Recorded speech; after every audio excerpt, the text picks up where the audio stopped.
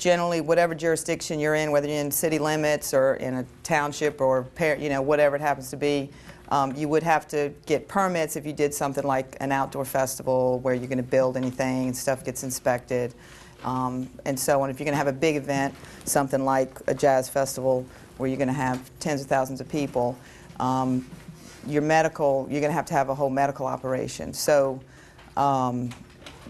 you would talk to somebody, you would have somebody hopefully associated with you that knows a lot about medical operations for special events, because it's a little bit different than other types of events. So at Jazz Fest we have a doctor on staff who advises us on how many ambulances we should have on site, we have doctors and nurses out there. We have medical tents set up that are really equipped to do just about anything. We've had heart attacks out there. We've had women go into labor. We have a lot of issues with heat and with, of course, people drinking a lot. Every once in a while, drug overdoses, something like that. And so they have to be equipped to deal with that sort of thing.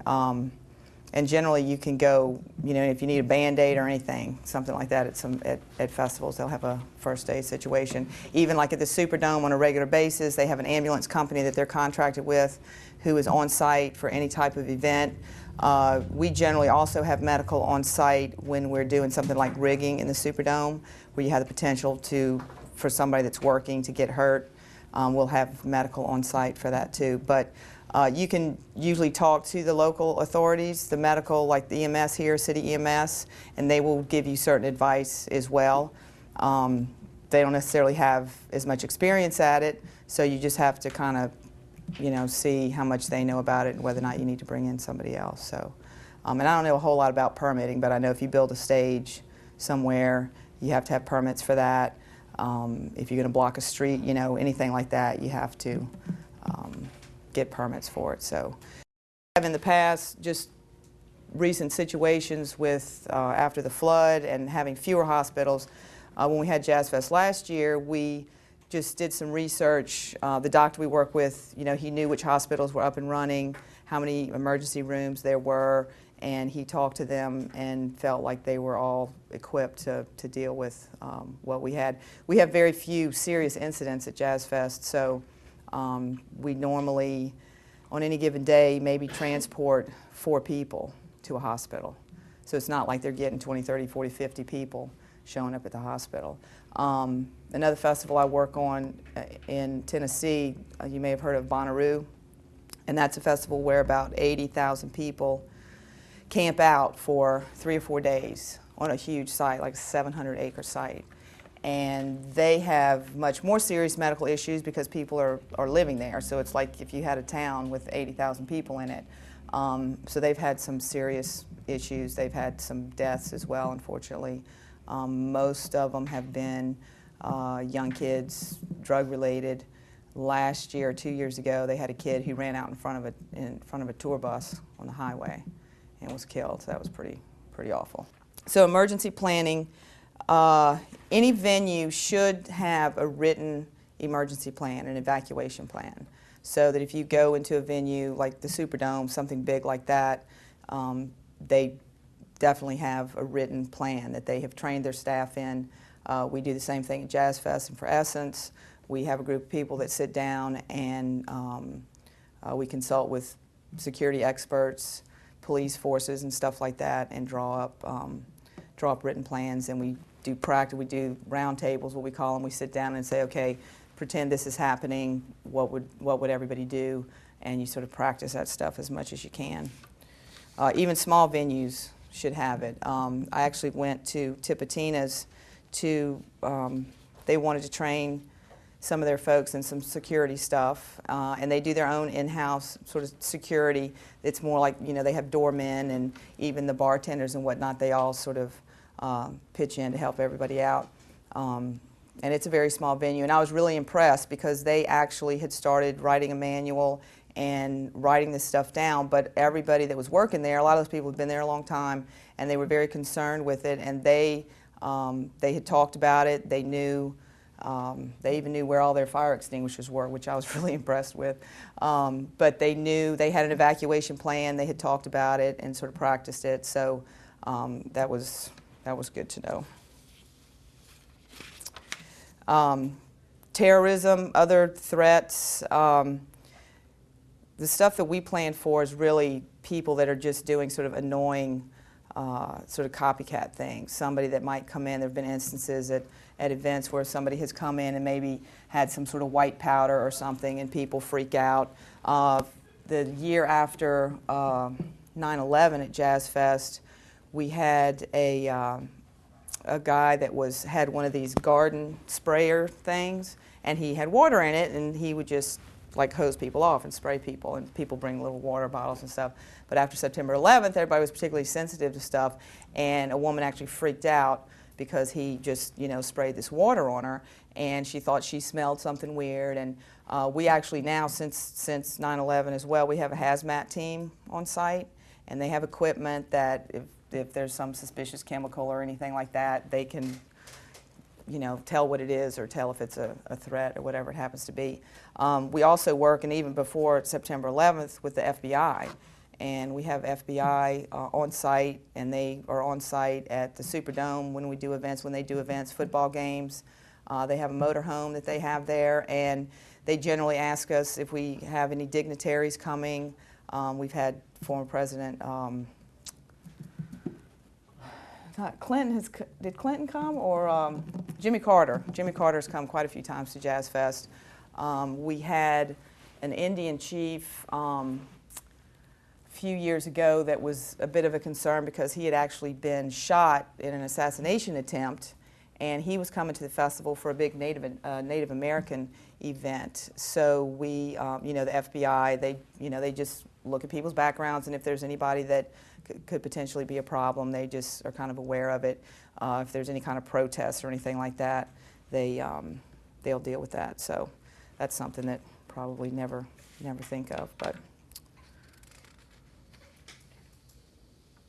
I've done events where band members have had stalkers. We've had issues. Yeah. I want to know if police, or if it's like a Superdome, in the Superdome or something like that, if police officers or EMTs can get through the door without a pass or a permit. Well, it kind of depends. I've had problems in the past with official people with badges, whether it's FBI, police, whatever, using that to get into an event. Right. So when I do an event, generally the rule is you're not going to be there. You're not going to get in unless you're working there. Obviously sometimes you might have a police officer in a uniform that comes in or something like that. At Jazz Fest we have that a lot. Maybe they try to bring their family in or something like that. So at my events, I take steps to, first of all, put the word out with their command staff that, they shouldn't do it. So yeah, but that definitely can be an issue. I've had FBI agents flash their badge to get backstage and stuff like that. So like I say, the events that I do, they know me, and I make it clear from the very beginning that doesn't fly with me. So, but yeah, it is something that you have to look out for. The firemen that are on fire watch, standing on the stage, and all kind of stuff. So, yeah, that is definitely an issue. So, let's talk about credentials a little bit. It just so happens that I do all the credentialing at the events that I do as well, which it seems like security and credentialing kind of go hand in hand, but that's not always the case. I think it works really well because events that I've worked at that they don't, the people are not the same person or they're not related, it can cause some problems. Like at Bonnaroo, the people that do credentialing they don't talk enough to the security people, and that's a much younger event too, and the people doing it are not as experienced, but they've run out of credentials, and obviously if you have a credential system and you run out of credentials, it kind of, might as well scrap the whole thing. So issues like that, and again, that's something that you learn with experience, how to figure out what you need and how to do it. So the things that I do, for instance, got a sample board here, Jazz Fest. Something like a festival where you have first of all, you got multiple days, then you've got multiple stages, and then on any given stage, you've got different artists every day. So you have to figure out a way to control what's going on so that you don't end up with too many people backstage, the wrong people backstage. And again, if you have a situation where an artist has had problems with fans, and you've got other artists there, then you have to sometimes get everybody out of one area before the next artist, sort of takes over, that sort of thing. So this is a kind of a complicated system, just because of the fact there's so many stages and so many days and whatnot. But I've actually, brought some paper. That'll work.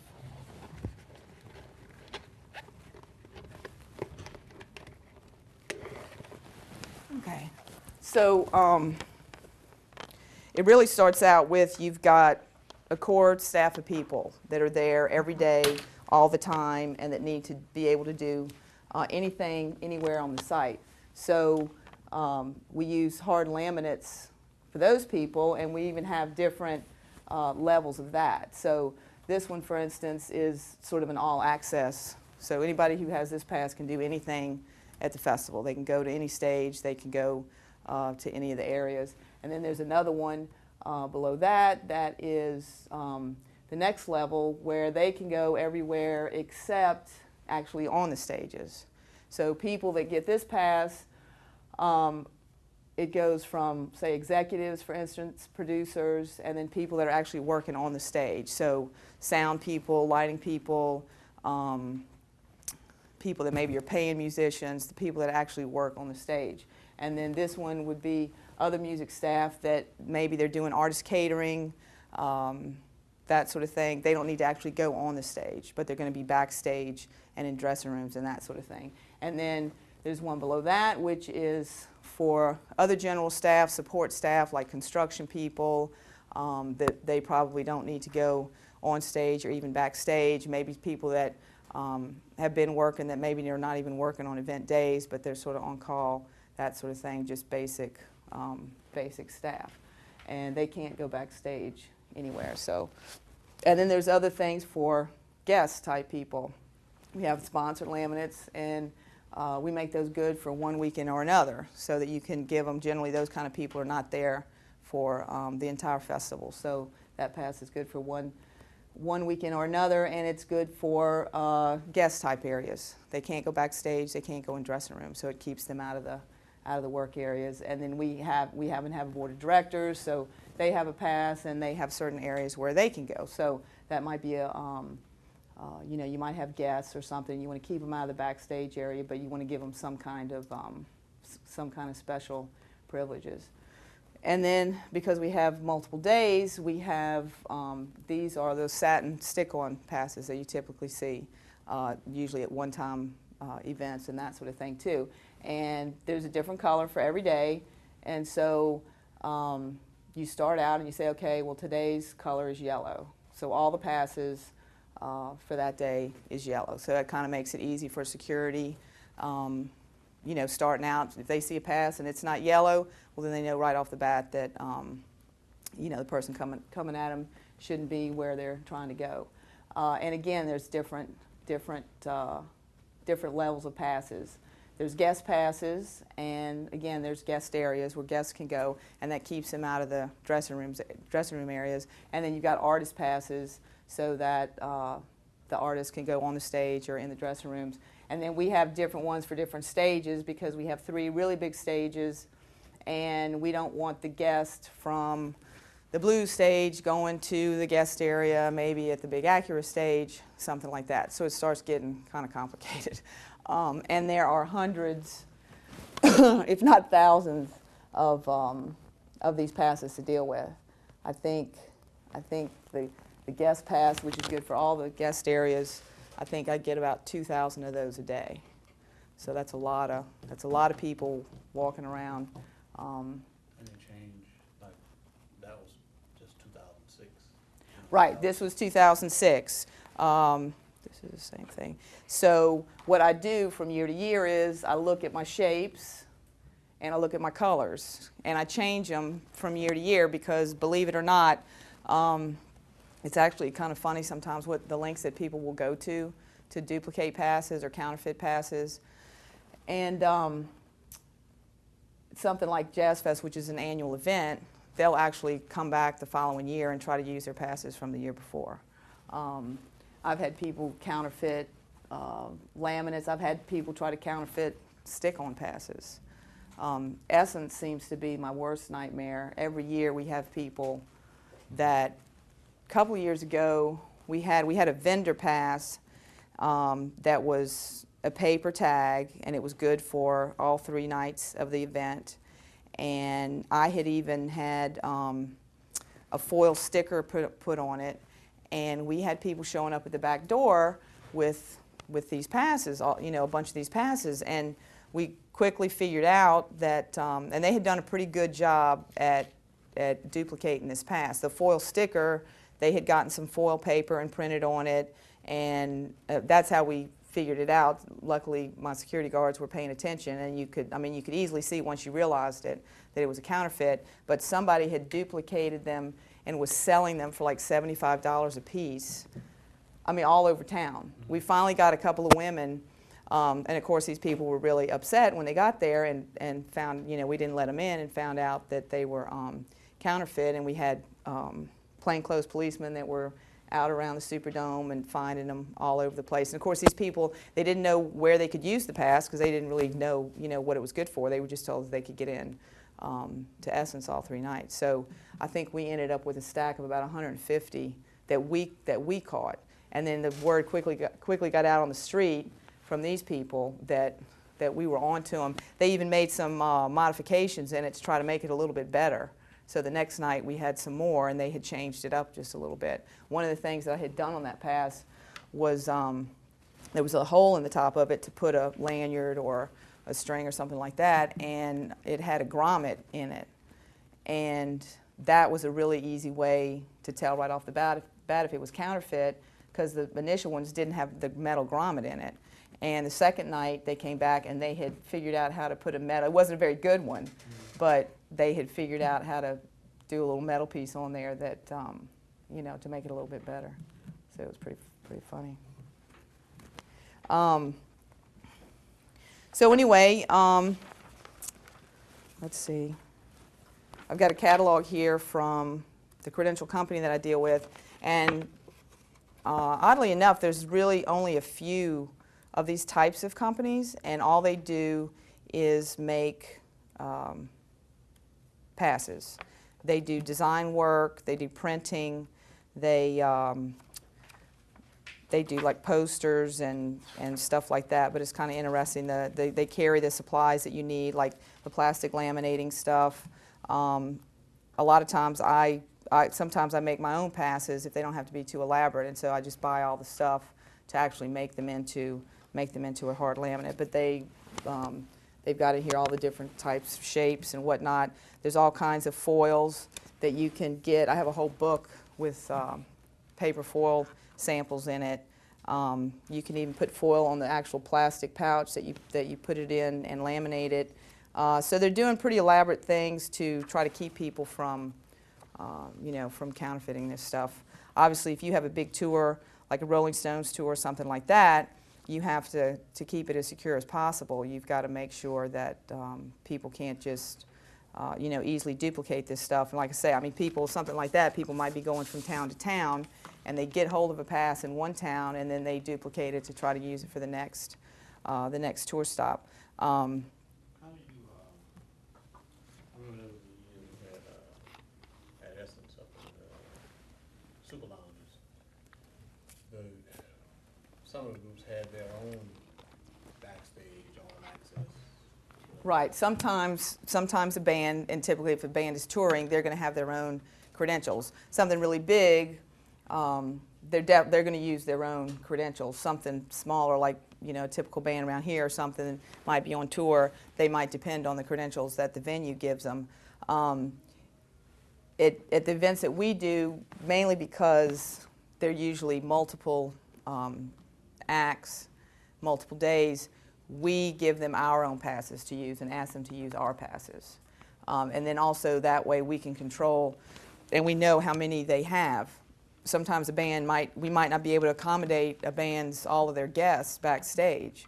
So if they've given out 300 of their own passes, we have no control over that. So that's what we'll do. We'll say, we realize you have your own passes, but we need you to use our passes. So, and controlling who gets passes is another big thing. It's really backstage passes and tickets are my biggest nightmare because everybody wants one.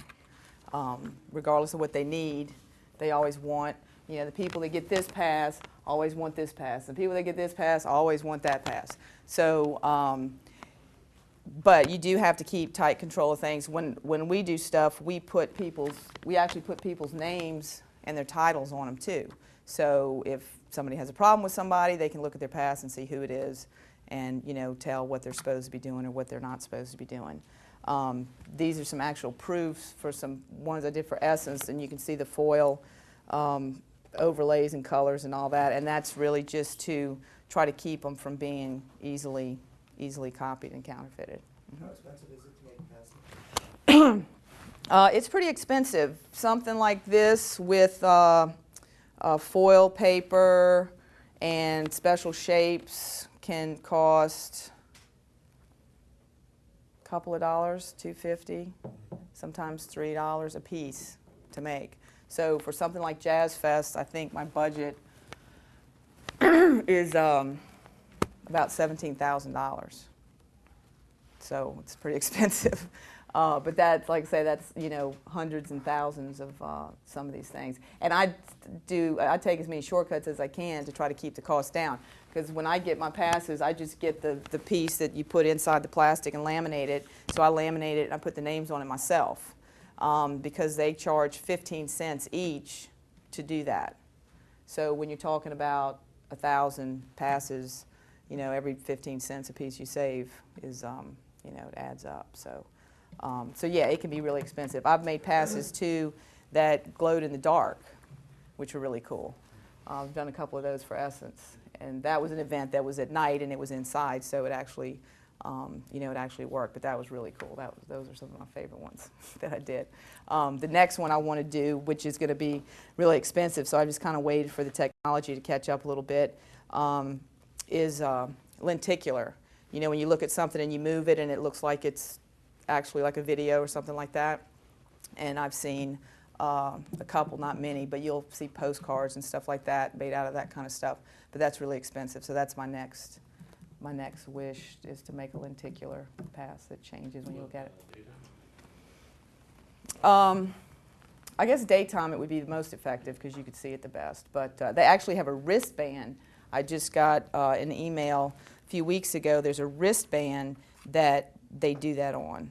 So when you look at it, it looks like people are moving or something like that, which is pretty cool. The other thing I try to do is make passes as distinctive colors as possible. Like, I really prefer doing something like this, where when you look at it, you know that's a pink pass, that's a blue one, that's a gold one. Some of the ones with pictures on them, it's harder to do that. So, and that just kind of makes it harder for security because, like those two passes, for instance, this isn't really a very good copy of, but kind of look the same color. So, and by making it different shapes, that helps alleviate that. And this is a sample board that we do at Jazz Fest, which over the years, technology has allowed us to do some fancier stuff. But we do sample boards like this, and then you put that next to the security posts, like going backstage or at the gates and whatnot, so then the security can refer to it, and so they don't have to remember all that, because it gets, and it, one of my biggest problems is trying to explain and train the security to understand the credential system, because it's not, I mean, it looks kind of simple at first glance, but it's pretty complicated. I have staff people that I've been working with for years that don't understand the credential system at Jazz Fest. But one of the things I do too is I print on the back of it what the pass does. So then the person with the pass can look at it and say, okay, well, this will get me backstage, or it won't get me backstage, or it tells you what gate to come in, that kind of thing. Because, you know, people give out these passes, but they don't tell you what it does, so you don't even know where it, you know, what it'll get you. So that helps a little bit too. And then on these passes, on this you can't see it, but there's like a blank spot where it's printed kind of light, and we use that to write with a Sharpie. You write on there like what band it is. If it's not stage specific, you might write what stage it is, what stage it is. Again, so that gives you some control if you got to get people out of a backstage or something like that for the next group to take over. So.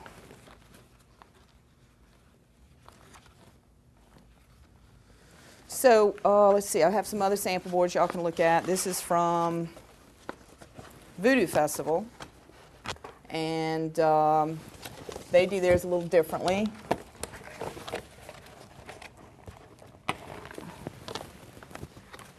This was from one day, and I like the way they did this because they left a box there, and what they would do is wherever they put this board, they would mark on here whether or not that pass was good for that area. So you make a bunch of these, the boards are the same, and then depending on where you put them, you can mark it so that security would know what to do.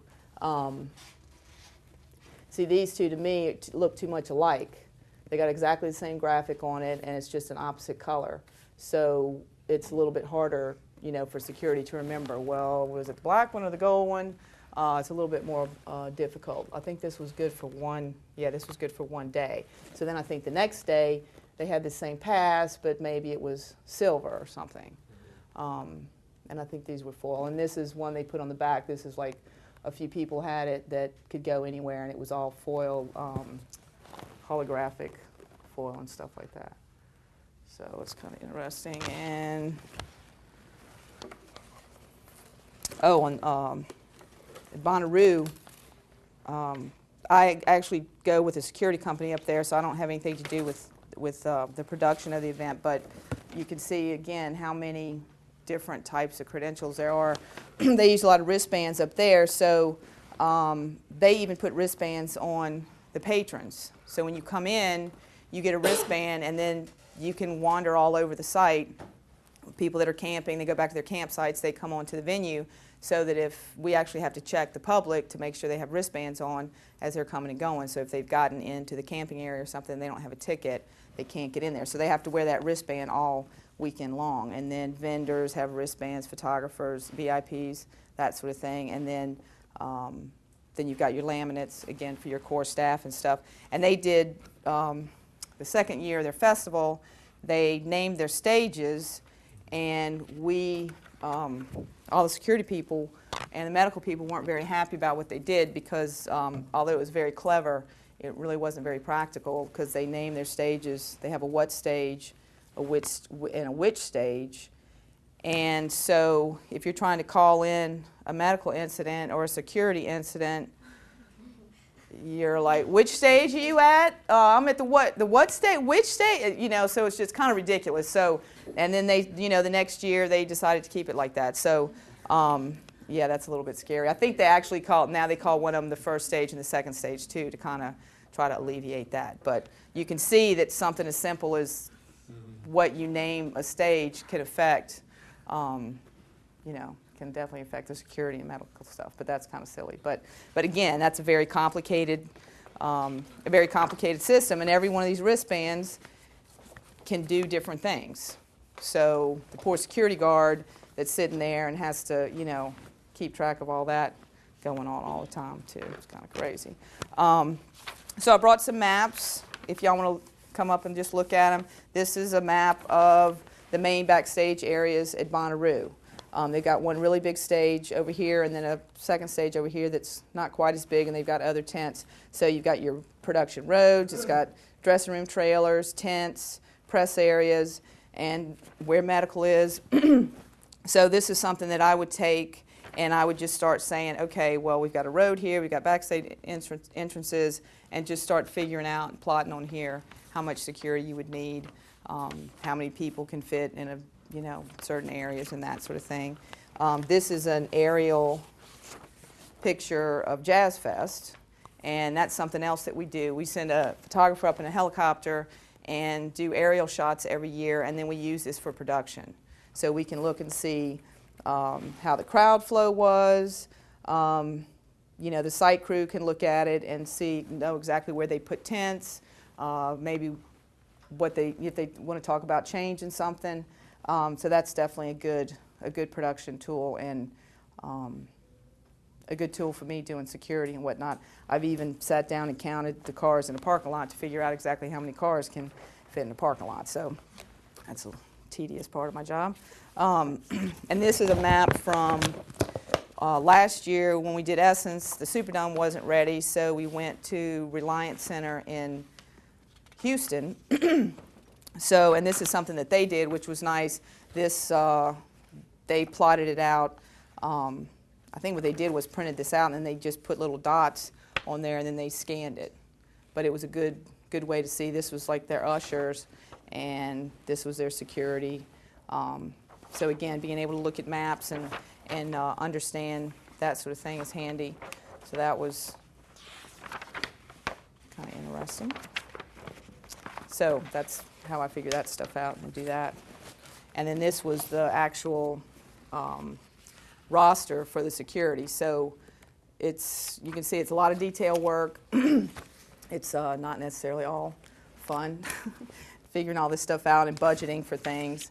And this is the type of thing you'd be doing if you worked at a venue, perhaps, and were a venue manager. This is the kind of paperwork you're going to be doing to give people and keeping track of billing and all that kind of stuff. So, all right, I think that's all I got. Yeah. Okay. I'm just curious. For every event you do, I mean, I expect like your security guards are trained and stuff like that. But for certain shows, would you train them in other ways too?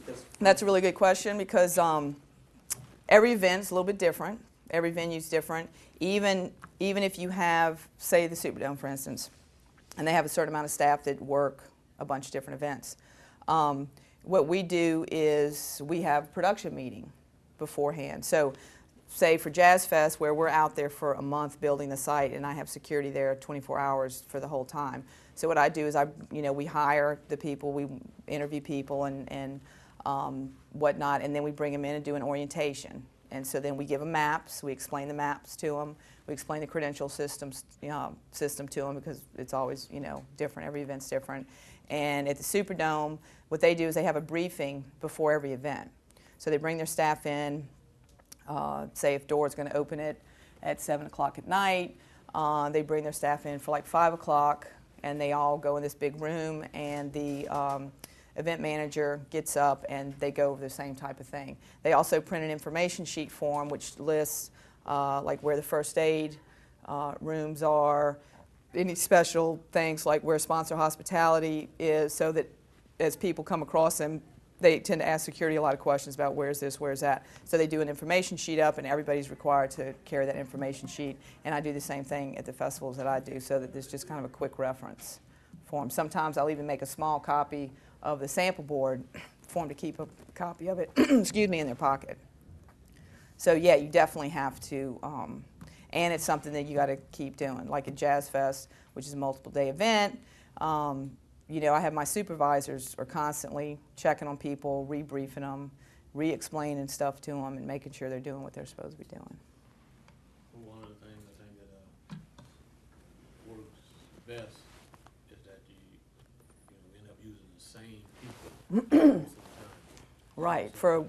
Hopefully something like Jazz Fest, a multiple day event, when I hire people, I really need you to work all 6 days. Can you work all 6 days? Sometimes people do that kind of work as a second job, part-time job, so sometimes they have other jobs. So I try to convince them to, take their vacation. And they're pretty loyal. I have people that work Jazz Fest, and they're ready every year. They take their vacation. Same thing with Essence. I have people calling me all the time, want to work. So that's pretty easy. But definitely getting the same people to work every day definitely helps. How far in advance do you have to start planning planning, like the ordering of the badges and then assembling them, like how long does that usually take you? Actually, it takes quite a long time. Excuse me. Actually, for Jazz Fest, I'm going to start the next couple of weeks working on designs. What I generally do is I'll get like the promotions department that's doing a poster and they're doing a brochure. So they've gone through and gotten certain graphic elements maybe or artwork. So what I'll do is I'll go to them first and say, what kind of artwork do you have? Maybe I can use it on the credential. So then it kind of all ties together. Like one of those with Jazz Fest, let's see, this one, these photographs were, I think they were, that was the year we did Michael, what's the photographer's name that we featured? So Michael Smith. Mike Smith. We did a feature of a photographer who's a famous photographer that does musicians and whatnot. He's been working with us at Jazz Fest for a long time. So we got permission to duplicate his photographs. So that's what I did for that. This one, the background is the same as the fabric on the Hawaiian shirt that they sell. So it all kind of hopefully ties in some form or fashion. I think the background on here, you can't really see it, but again, I think it was this pattern, but just done in a monochromatic sort of way. So sometimes I've used the brochure poster, the advertising poster, I've used that artwork, and that all kind of takes, first of all, you got to get work with somebody to design the stuff, so that might take a couple of weeks to get a couple of ideas going, and then you have to have producers approve it and stuff. Then we send it to these guys, and now with email it's a lot easier. I used to have to put it on a disc and FedEx it to them, so that would take a lot of time. But then they get it, and it's set up, my designer guy sets it up in a particular way so that their person can, manipulate it easily. Once they get it, they don't have to do much to it. And then they'll do it, print it up, and then they'll send me proofs. This one, I'm not quite sure why they sent me a hard copy of this. It was some different technique they were using, I think, so they actually sent me a hard copy of the proof. But generally, again, they post it on the internet on their site, and they give you a password, and you can go and you can proof everything. And then, once I prove it, and then I have to figure out numbers. And to figure out numbers, I have to get lists from all the different departments of who their staff are, how many people they have, that sort of thing. Something with Jazz Fest is a little bit easier because it's year after year, so my numbers generally, I know, stay the same for the most part, and then I've learned over the years how to order enough so that I don't run out of anything, because that has come close to happening before, and that's a pretty terrifying experience. But you learn again, from experience. It's like, well, do I need a cushion of 100, of 50, or 500, whatever it happens to be, so then you have enough.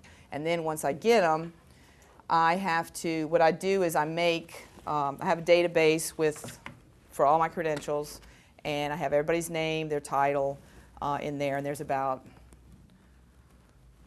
3,000, I have about 3,000 entries in there, because I have to deal with everybody. I have food vendors, I have craft vendors, I have staff, I have artists, anybody that gets any kind of credential out there, I've got them in my database. So, and then they might get multiple, different types of credentials. They might get one or two different ones. They're going to have parking credentials as well. So all that stuff's in there.